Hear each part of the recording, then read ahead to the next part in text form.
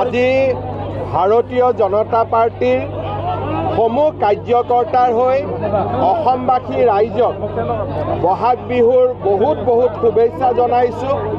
আমি ভাৰতীয় জনতা পাৰ্টিৰ কাৰ্যকৰ্তাসকলে অসমবাসী ৰাইজৰ পৰা আশীৰ্বাদ বিচাৰিছোঁ আৰু বিশেষকৈ আমাৰ বয়োজ্যেষ্ঠসকলৰ পৰা আশীৰ্বাদ আৰু অনুজসকলৰ পৰা শুভকামনা, আই মাতৃসকলৰ পৰা মৰম আৰু শুভেচ্ছা বিচাৰিছোঁ, যাতে নতুন বছৰটোত আমি অফুৰন্ত কৰ্মশক্তিৰে অসমৰ ৰাইজৰ সেৱা কৰিব পাৰোঁ। পুনৰ এবাৰ অসমবাসী ৰাইজক বহাগ বিহুৰ শুভেচ্ছা জনাইছোঁ।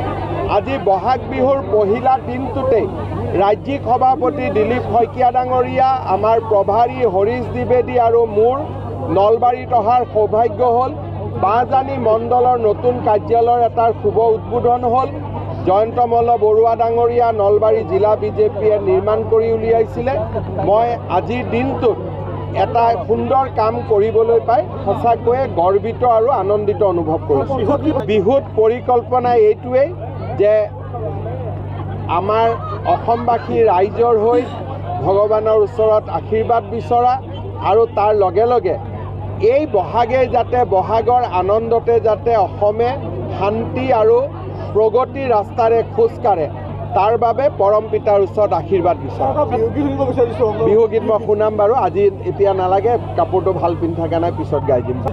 পঞ্চায়তত এতিয়ালৈকে আমি প্ৰায় 200টা আঞ্চলিক পঞ্চায়ত বিনা প্ৰতিদ্বন্দ্বিতাৰে নিৰ্বাচিত হৈছোঁ আৰু 17-18টা জিলা পৰিষদ আমি বিনা প্ৰতিদ্বন্দ্বিতাৰে নিৰ্বাচিত হৈছোঁ। সদস্য যদিও দলৰ টিকেটত নাই, কিন্তু আমাৰ দলৰ কাৰ্যকৰ্তা 1000তকৈ ওপৰত ইতিমধ্যে বিনা প্ৰতিদ্বন্দ্বিতাৰে নিৰ্বাচিত হৈছে। মই ভাবোঁ যে পঞ্চায়ত ইলেকশ্যনত এইবাৰ এক প্ৰকাৰ কংগ্ৰেছ দলে আমি জিকাটোৱে বিচাৰিছে আৰু কংগ্ৰেছেও আমাক এক প্ৰকাৰ ৱাক অভাৰ দিছে। বহুত বেছি নিৰ্দলীয় প্ৰাৰ্থীও নাই। গতিকে মই ভাবোঁ যে এইবাৰ আমি অভিলেখ সংখ্যক পঞ্চায়তত আমি জয়লাভ কৰিম। এইটো আমি তেওঁলোকক খেলিব দিছোঁ।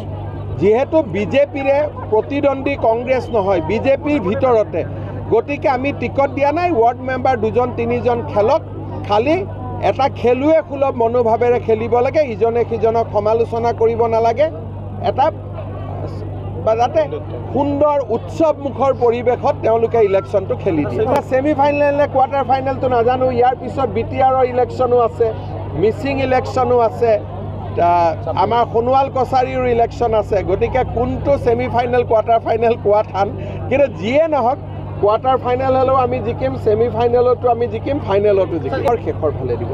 আৰু ইয়াৰ পিছত আপুনি বৰ্ণালী আমি এবাৰ যজ্ঞত গৈ সেৱা কৰি আহোঁ।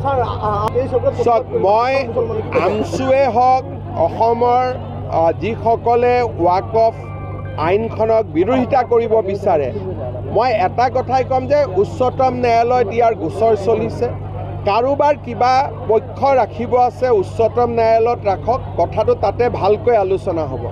অসমৰ ৰাস্তাত যদি কোনোবাই নামে, ৱাকফক সমৰ্থন কৰা মানুহো ৰাস্তাত নামি যাব, তেতিয়াতো কাজিয়া পেচালহে হ'ব। আমি অসমত কাজিয়া পেচাল নিবিচাৰোঁ। আমছুক মই ক'ম যে ভাই, আপোনালোকে বিৰোধিতা কৰিলে সমৰ্থন কৰা মানুহোতো আছে, গতিকে আমাক সংঘাত নালাগে। আমি ইয়াত ভাতৃত্বমূলকভাৱে সকলো চলি থাকিব লাগে, অসমখন আগুৱাই লৈ যাব লাগে। সেইকাৰণে ভাল আৰু বেয়া আমি তাৰ পাৰ্থক্যটো বুজি পাব লাগে। কোনোবাই ৱাকফক বিৰোধিতা কৰিছে, মোৰ ক'বলগীয়া নাই, সুপ্ৰিম কোৰ্টত যাওক। সমৰ্থন কৰিছে তেওঁ সুপ্ৰিম কোৰ্টত যাওক। যেনেকৈ ৱাকফ আইনক আমি সমৰ্থন কৰিছোঁ, যোৱাকালি সমৰ্থনত আমি সুপ্ৰিম কোৰ্টত গৈছোঁ। আমছুৱে বিৰোধিতা কৰি সমৰ্থন যাওক, কিন্তু ৰাস্তাত একো কৰিব দিয়া নহ'ব। আমছুক আলোচনাৰ মজিয়ালৈকে মাতিম, সুপ্ৰিম কোৰ্টত আলোচনা জাজে কৰিব, আমি ক'ত আলোচনা কৰিম? আমাৰতো কামটো হৈয়ে গ'ল সংসদত। গতিকে এতিয়া কোৰ্টৰ মজিয়াত জাজে আলোচনা কৰিব, জাজে বিচাৰ দিব, কিন্তু ইয়াত ৰাস্তাত লটং পটং নহ'ব। সেইটো কথা একদম আমি মানি ল'ব লাগিব।